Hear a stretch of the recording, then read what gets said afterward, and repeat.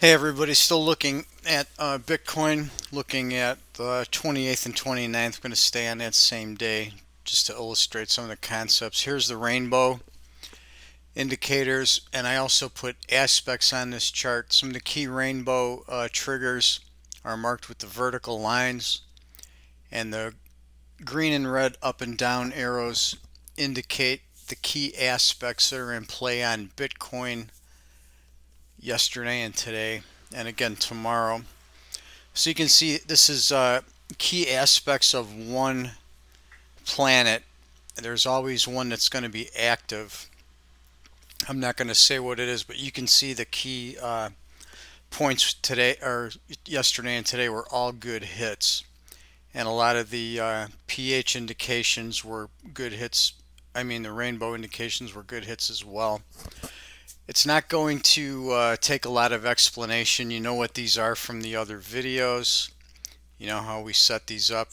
For instance, the one at the high here was on the A5, A6. It was the big green block on the A6 panel coinciding with the white block on the A5 panel. If you remember, A1, A2 are paired up, A3, A4 paired up, A5, A6 paired up, and A7, A8.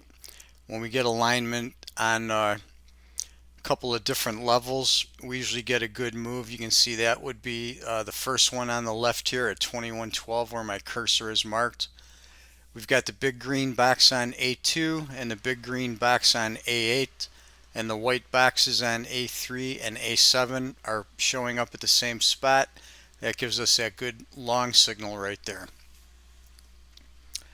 So let's leave that there. I'm going to flip over to the pH chart and show a couple other things to continue from the prior video.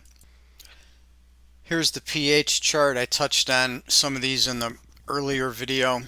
You can see that the red trend lines are what I'm using for projection. So I'm projecting this low from the same pH block that gets me this next low at the same pH combination.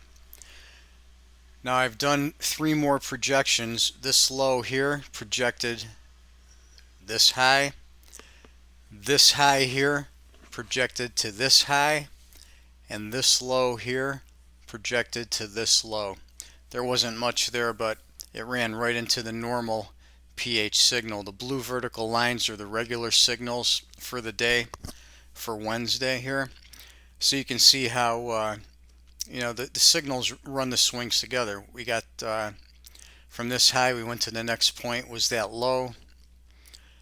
From here, we got this low into our pH time, triggering that short off of there. And the last signal was a little bit early. It came 2 bars later. Usually only let this orb at about 1 or 2 bars max anyway, so I wouldn't necessarily take that as qualifying signal. I like them within 1 bar. That's my personal taste, but sometimes they can be a little early or a little late. I'm going to cut this one off here, then I'll do one more on Bitcoin for Astro Excel, and that kind of gives you a good indication of how these tools will work on Bitcoin.